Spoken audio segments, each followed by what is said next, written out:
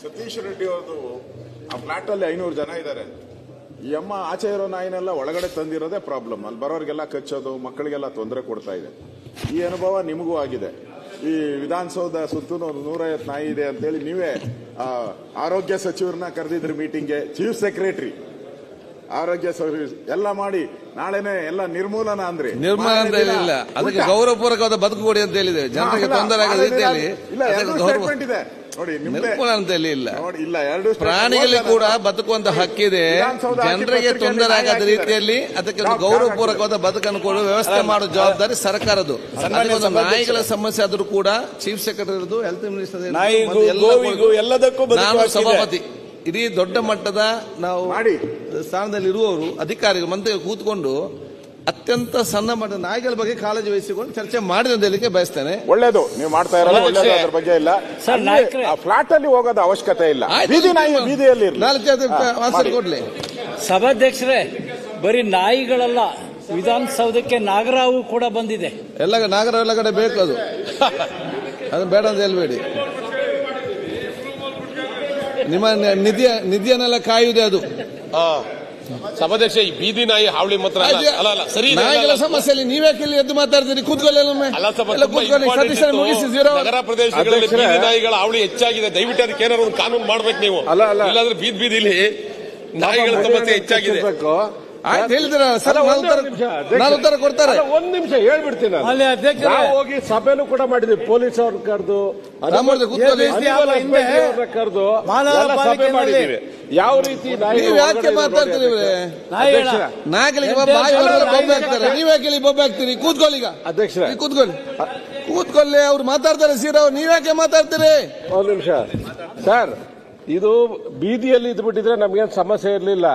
Compound ಒಳಗಡೆ ಕರ್ಕೊಂಡ್ ಬಂದು ಆ ಕಾರಿಡಾರ್ ಅಲ್ಲೆಲ್ಲ ನಾಯಿಗಳು, ಮನೆ 18ನೇ ಫ್ಲೋರ್ ಅಲ್ಲಿ. ಇದಕ್ಕೆ ಕಾನೂನು ನಮಗೂ ಗೊತ್ತಿದೆ. 2001ರಲ್ಲಿ ಏನ್ ಕಾನೂನು ಆಗಿದೆ, ಬೀದಿ ನಾಯಿಗಳಿಗೆ ಆಪರೇಷನ್ ಮಾಡಿ ಅಲ್ಲೇ ಬಿಡಬೇಕು ಅಂತ. ಆದ್ರೆ ಈ ಆಪರೇಷನ್ ಆಗಿರೋ ನಾಯಿಗಳನ್ನ, ಬೇರೆ ನಾಯಿಗಳನ್ನ ಎಲ್ಲರೂ ಒಳಗಡೆ ಕರ್ಕೊಂಡ್ ಬರೋಕೆ ಎಲ್ಲೂ ಕಾನೂನಲ್ಲಿ ಇಲ್ಲ. ಕರೆಕ್ಟ್ ಸತೀಶ್, ಅಪಾರ್ಟ್ಮೆಂಟ್ಗೆ ಪರ್ಮಿಷನ್ ಕೊಡೋರು ಯಾರು? ಇದಕ್ಕೆ ಬಿಬಿಎಂಪಿ ಅಲ್ಲ, ಬಿಬಿಎಂಪಿಗೆ ಸೂಕ್ತ ಮಾಹಿತಿ ಕೊಟ್ಟು ಬಿಬಿಎಂಪಿ ಅವರು ಮತ್ತೆ ಅಲ್ಲಿ ಪೊಲೀಸರು. ಸರ್, ಈ ಅಮ್ಮ ಏನ್ ಮಾಡಿದಾಳೆ, ಇನ್ನೊಂದು ಮುಂದೆ ಹೋಗಿ ಹೇಳ್ತೀನಿ, ಒಂದೇ ಒಂದು ಸೆಕೆಂಡ್ ಸರ್. ಇದನ್ನ ಹೋಗಿ ಅಸೋಸಿಯೇಷನ್ ಅವ್ರು ಕಂಪ್ಲೇಂಟ್ ಕೊಟ್ರೆ, ಪಕ್ಕದ ಮನೆಯವರು ಇನ್ನೊಂದು ಲೇಡಿ ಕಂಪ್ಲೇಂಟ್ ಕೊಟ್ಟಿದ್ರೆ, ರೇಪ್ ಕೇಸ್ ಕಂಪ್ಲೇಂಟ್ ಕೊಟ್ಟಿದ್ದಾಳೆ ಸರ್ ಆ ನಾಯಿ ಸಾಕುವಂತವಳು. ಈ ಪ್ರಾಬ್ಲಮ್ ಈ ತರ ಇದೆ. ಒಂದು ಅಪಾರ್ಟ್ಮೆಂಟ್ ಸಮಸ್ಯೆ ಎಲ್ಲ ಕಡೆನೂ ಹಾಗೆ ಆಗ್ತಾ ಇದೆ ಅಧ್ಯಕ್ಷ. ಇದು ಸಣ್ಣದು ಅನ್ಸ್ಬೋದು, ನಮ್ಗೆ ನಗ್ಬೋದು, ಆದ್ರೆ ದಿನನಿತ್ಯ ಅನುಭವಿಸ್ತಾರೆ. ಬೆಳಗ್ಗೆ ವಾಕಿಂಗ್ ಹೋಗೋರ ಇವೆಲ್ಲ ಸಮಸ್ಯೆ ಜಾಸ್ತಿ ಇದೆ ಅಧ್ಯಕ್ಷರೇ. ಬೆಂಗಳೂರಲ್ಲಿ ಇದನ್ನ ಕಂಟೈನ್ ಮಾಡುವಂತದ್ದು, ಮತ್ತೆ ಇದನ್ನ ಎಲ್ಲಾದ್ರೂ ಒಂದತ್ರ ಸಂರಕ್ಷಣೆ ಮಾಡುವಂತ ಜಾಗ ಮಾಡಬೇಕು ಬಿಬಿಎಂಪಿ. ಅಲ್ಲ, ಇದಕ್ಕೆ 5 ಕೋಟಿ ರೂಪಾಯಿ ಕೂಡ ಬಜೆಟ್ ಅಲ್ಲಿ ದುಡ್ಡು ಇಟ್ಕೊಂಡು ಕೆಲಸನೇ ಮಾಡೋದಿಲ್ಲ. ಸಭಾಧ್ಯಕ್ಷರೇ, ಈಗ ಬೊಮ್ಮನಹಳ್ಳಿ ಕ್ಷೇತ್ರ ಶಾಸಕರು ಬಹಳ ಪವರ್ಫುಲ್ MLA. ಅಲ್ಲಿ ಏನು ಅವ್ರು ಗೊತ್ತಿಲ್ಲದೇನೆ ಯಾರು ಒಂದು ನಾಯಿ ಕೂಡ ಅಲಾಡಕ್ಕಾಗಲ್ಲ. Sir, I am point of order. ಅವ್ರಿಗೆ ಗೊತ್ತಿಲ್ಲದೆ ನಾಯಿ ಹೆಂಗ್ ಬಂತು ಸ್ಪಷ್ಟ ಮಾಡ್ಬೇಕು. ನೀವು ಯಾರು ಬರಕ್ಕೆ ಬಿಡಲ್ಲ ಅಂತ ಅವ್ರು ಹೇಳಿ ಮತ್ತೆ ಹೆಂಗ್ ಬಂತು ನೀವು ಹೇಳ್ಬೇಕಲ್ಲ ಸರ್ಕಾರ. ಮಾನ್ಯ ಸಭಾಧ್ಯಕ್ಷ, ಇದು ಖಂಡಿತ ಅವರ 0 ಅವರ್ ಏನು ಅವರು ವಿಷಯ ತಗೊಂಡ್ಬಂದಿದ್ದಾರೆ, ಅದ್ರ ಬಗ್ಗೆ ಕ್ರಮ ತಗೊಳ್ಳೋದಕ್ಕೆ ನಾವು ಕೂಡ ಹೇಳ್ತೀವಿ.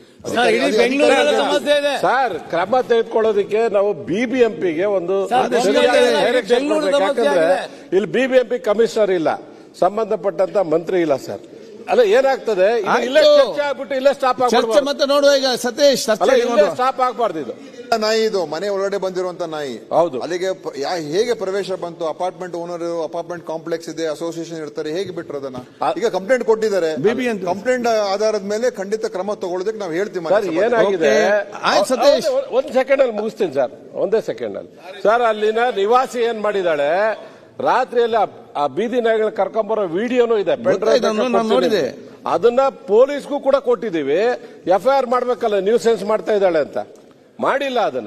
ಅದನ್ನ ಹಾಕ್ಬೇಕು ಪೊಲೀಸ್ ಡಿಪಾರ್ಟ್ಮೆಂಟ್ಗೆ ಮತ್ತೆ ಬಿಬಿಎಂಪಿಗೆ. ತಕ್ಷಣ ಇದನ್ನ ಇದು ಮಾಡ್ಬೇಕು ಸರ್, ಡೈರೆಕ್ಷನ್. ಮಾನ್ಯ ಸಭಾಧ್ಯಕ್ಷರ ಒಂದು ಪ್ರಕಟಣೆ, ಅವೊಂದು ಉತ್ತರ ಸರ್. ನಾನೊಂದು ಶೂನ್ಯ ನ್ಯೂಸ್ ಫಸ್ಟ್, ನಿರ್ಭೀತಿಯಿಂದ ನಿಮ್ಮ ಪರವಾಗಿ.